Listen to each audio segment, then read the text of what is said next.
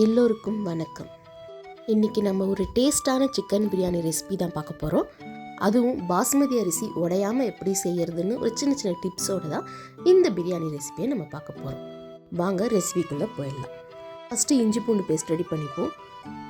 அதுக்கு 50 grams இஞ்சினா 100 grams பூண்டு எடுத்துக்கணும். 1 ஸ்பூன் பெருஞ்சீரகம், 1 ஸ்பூன் மிளகு எல்லாத்தையும் ஒரு ஃபைன் பேஸ்ட்டாக அரைச்சிப்போம். இஞ்சி பூண்டு பேஸ்ட் ரெடி ஆகிடுச்சு.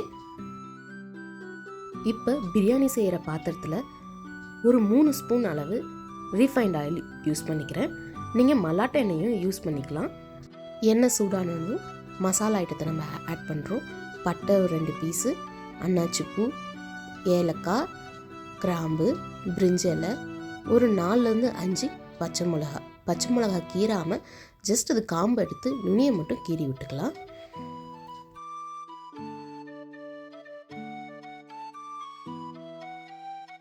மசாலா ஐட்டம்லாம் செவந்த பிறகு இஞ்சி பூண்டு பேஸ்ட்டை ஆட் பண்ணிப்போம்.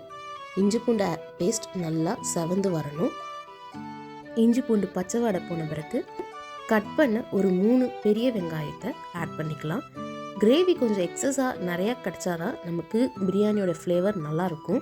ஸோ நான் இந்த இடத்துல 3 வெங்காயத்தை யூஸ் பண்ணிக்கிறேன். சில பேர் 1 தான் யூஸ் பண்ணுவாங்க, ஆனால் என்னோடய ப்ரிஃபரன்ஸ் எப்பவுமே 3 தான். வெங்காயம் பச்சை வாடை போன பிறகு தேவையான உப்பு போட்டு நல்லா மிக்ஸ் பண்ணிப்போம். இப்போ 2 தக்காளி, பெரிய சைஸ் தக்காளியை எடுத்து கட் பண்ணி போட்டுக்கலாம். வெங்காயம் தக்காளி நல்லா வதங்கி ஒரு ஜெல்லான பிறகு ஒரு 3 ஸ்பூன் அளவு வெறும் மிளகாத்தூள் ஆட் பண்ணிக்கலாம். இப்போ 1 ஸ்பூன் அளவு மஞ்சத்தூள். வெறும் மிளகாத்தூளும் மஞ்சத்தூள் தான் நமக்கு பிரியாணிக்கு கலர் தரும். ஸோ காரத்துக்கு ஏற்ப வெறும் மிளகாத்தூளும் மஞ்சத்தூளும் ஆட் பண்ணிக்கணும். இப்போ நான் இங்கே 3/4 கிலோ சிக்கன் எடுத்திருக்கேன். 3/4 கிலோ சிக்கனை ஆட் பண்ணிக்கிறேன். நல்லா வாஷ் பண்ண சிக்கனை எடுத்து ஆட் பண்ணிக்கிறேன்.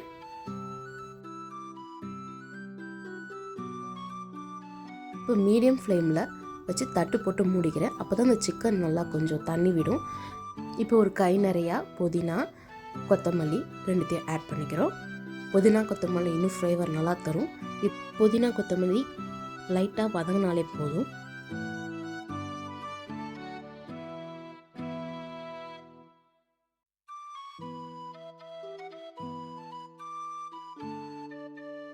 இந்த ஸ்டேஜில் நம்ம கரெக்டான அளவு தண்ணீர் மெஷர் பண்ணி எடுத்துக்கணும். நான் பாஸ்மதி அரிசியை முன்னாடியே 20 நிமிஷத்துக்கு முன்னாடியே நான் ஊற வச்சுட்டேன். ஸோ 3 கப்பு அரிசிக்கு 4 கப்பு தண்ணி சேர்த்தா போதும். ஏன்னா சிக்கனும் தண்ணி விடும். நம்ம தண்ணி எக்ஸஸ் ஆகிடுச்சுன்னா அரிசி குழஞ்சி போயிடும், உடஞ்சி போயிடும். ஸோ பிரியாணி டேஸ்ட்டு ஸ்பாயில் ஆகிடும். அதனால் தண்ணி மெஷர்மெண்ட் ரொம்பவே முக்கியம். அரிசி வாஷ் பண்ணி எடுக்கும்போது சும்மா லைட்டாக கிளறினாலே போதும். அரிசி உடையாமல் வாஷ் பண்ணி எடுத்துக்கணும். இப்போ தண்ணி நல்லா கொதித்த பிறகு அரிசியை ஆட் பண்ணிக்கிட்டோம். ரொம்ப கிளையோட தேவையில்லை. இப்போ கரெக்டான சைஸ் தட்டை போட்டு மூடி குக்கரில் பாதி அளவு தண்ணி வச்சு நான் மேலே தம்முக்கு வச்சுட்டேன். இப்போ 20 நிமிஷத்துக்கு கேஸ் சிம்மில் இருக்கணும். 10 நிமிஷம் முடிஞ்ச பிறகு தட்டை எடுத்துட்டு 2 ஸ்பூன் நெய், 1 லெமன் புழிஞ்சி ஒரு கிளறிக்கலாம். கிளறும் போது ரொம்ப கேர்ஃபுல்லாக கிளறணும். சும்மா சைடில் கிளறினா மட்டுமே போதும். ரொம்ப அழுத்தம் கொடுத்து ரிப்பீட்டாக கிளறுனா அரிசி உடஞ்சி போயிடும்.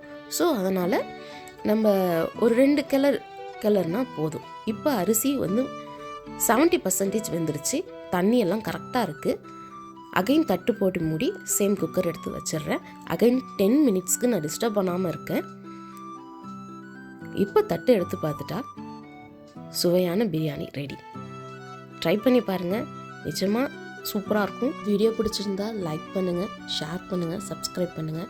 உங்களுக்கு ரெசிபி எப்படி வந்துச்சுன்னு கமெண்ட்டில் சொல்லுங்கள்.